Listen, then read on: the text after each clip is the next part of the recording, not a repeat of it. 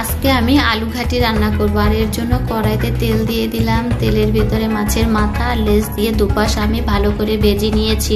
আর ওই তেলের ভিতরে গোটা জিরে দিয়ে তাতে কিছু পেঁয়াজ কিছু সময় ভেজে আদা রসুনের পেস্ট দিয়ে কিছু সময় কষিয়ে নিলাম। আর সব মশলা দিয়ে অল্প পানি দিয়ে মশলাটা আমি কষিয়ে নিচ্ছি। ওই মশলার ভিতরে মাছের মাথাগুলো দিয়ে আরও ভালো করে আমি মশলাটা কষিয়ে নিব। আর অফ স্ক্রিনে আমি আলুগুলা সিদ্ধ করে রেখেছিলাম, আলুগুলা দিয়ে কিছু সময় কষিয়ে ঝোলে পানি দিয়ে দিয়েছি।